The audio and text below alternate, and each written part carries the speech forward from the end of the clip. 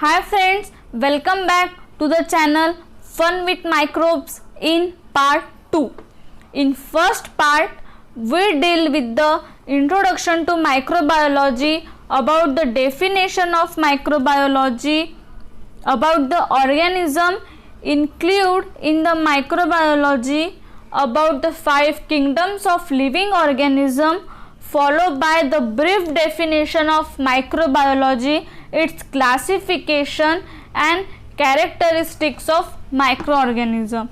Now in this part 2 we are going to see in detail about all these microorganism. First of all, we will see about the protozoa. Protozoa are unicellular in nature. They are eukaryotic in nature, means their genetic material is present in nucleus. They may be parasitic or saprophytic in nature. Parasitic means host organism, such organism that live in or on host for to get their food. Saprophytic organisms are those organisms which include a plant, fungus or microorganism that live on the dead or decaying organic matter. Now about its size. Size ranges from 10 to 50 micrometer. Protozoa are aquaceous in nature. Protozoa are motile in nature, means they can move, and motility is due to flagella, cilia and pseudopodia. They absorb food by the cell membrane by the mechanism called as phagocytosis. Phagocytosis. Now what is the meaning of phagocytosis? Phagocytosis is a process by which a cell uses its plasma membrane to engulf a large particle, giving rise to an internal compartment called as phagosome. It is one type of endocytosis. A cell that performs phagocytosis is called as phagocyte. Now about the protozoa. How protozoa are in nature? They are parasitic and pathogenic in nature, means protozoa carry pathogens which cause disease to human being or animal. Their mode of reproduction is sexual or asexual. Example of protozoa are amoeba, paramecium and euglena. Now about the algae. Algae is unicellular or multicellular in nature. They are eukaryotic in nature. Size ranges is 1 micrometer to several meter. They are autotrophic in nature. Autotrophic means such organism which prepare their food with the help of sunlight. They are motile or non-motile in nature, means they can move or they can't move. Their mode of reproduction is sexual or asexual. They are present in moist soil or aquatic environment. Example of algae are chlorophyta, rhodophyta and cyanophyta. Now about the fungi. Fungi are unicellular or multicellular in nature. They are eukaryotic in nature. Autotrophic और heterotrophic in nature. Autotrophic तो मैंने बताया ही है, जैसे वो खुद के food के लिए लाइट पर डिपेंड करते हैं, वैसे ही heterotrophic organisms are those which depend on producers, primary producers for their food. They are unicellular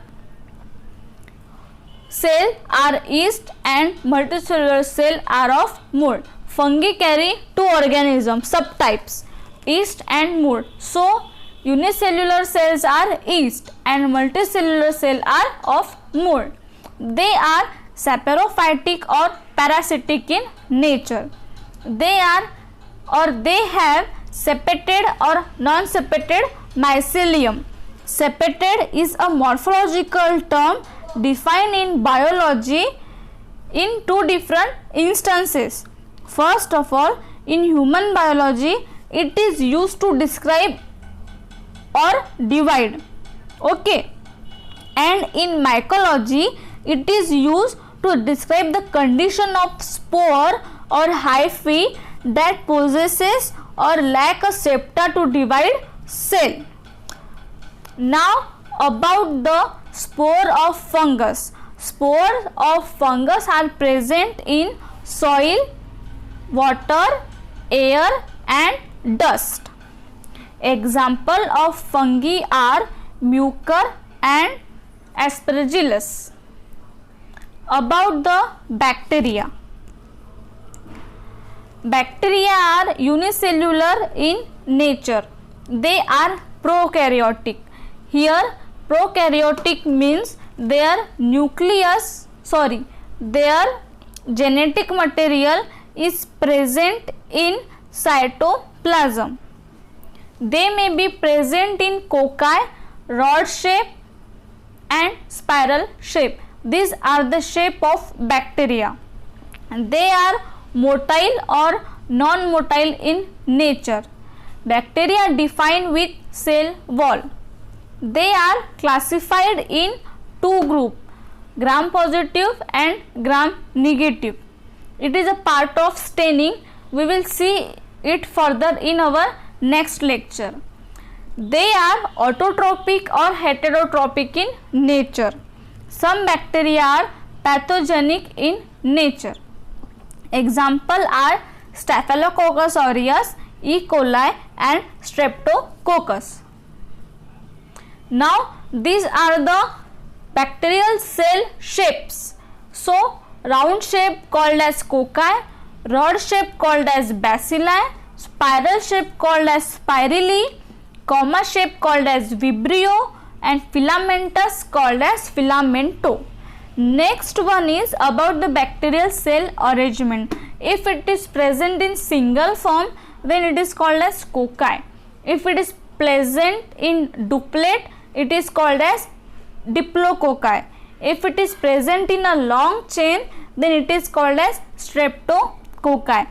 And if it is present in the bunch, then it is called as staphylococci. Now about last one, viruses. Viruses are ultra microscopic in nature. They require electron microscope for its visibility. They are too small than bacteria. They are obligate parasite or obligate intracellular parasite. Obligate parasite also called as holoparasite. These are the parasitic organism that cannot complete its life cycle without exploiting a suitable host. If an obligate parasite cannot obtain a host, it will fail to reproduce. Size of virus is less than 0.1 nanometer. Its genetic material is enclosed in protein coat. It lacks cellular component and depend on host cell for its multiplication. Now, how virus depend on host cell? Virus depend on host cell that they infect to reproduce. When it comes into the contact with the host cell, a virus can insert its genetic material into its host, literally taking over the host function. An infected cell produces more viral protein and genetic material instead of its usual product. Genetic material of viruses may be DNA or RNA. Example are herp virus, TMV virus and HIV virus. TMV means tobacco mosaic virus and HIV means human immunovirus. Now about the important discoveries, bacteria and viruses. First of all, we will see about the bacteria. Hansen in 1874 discovered the bacteria leprosy bacillus. Second, Neisser in 1879 discovered the bacteria gonococcus. Oxton in 1881 discovered the bacteria staphylococcus. Loeffler in 1884 discovered the bacteria diphtheria bacillus. Rox and Yersin, they discovered the bacteria diphtheria toxin. Now about the viruses. Beijerinck in 1898 he coined the term virus for filtrable infectious agent. Pasteur developed rabies vaccine. Goodpasture cultivate a virus on chick embryo.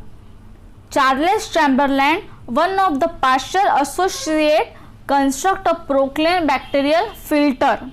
Trott and D. Harley, they developed or they discovered bacteriophage. Edward Jenner, they discovered the term vaccine and vaccination for smallpox. Edward Jenner, he was the first scientist to prevent from smallpox. He discovered the technique of vaccination. Alexander Fleming, he discovered the penicillin from Penicillium notatum and destroyed several pathogenic bacteria. Paul Ehrlich in 1920, he discovered the treatment for syphilis by using arsenic. He studied toxin and antitoxin in quantitative term and laid foundation of biological standardization.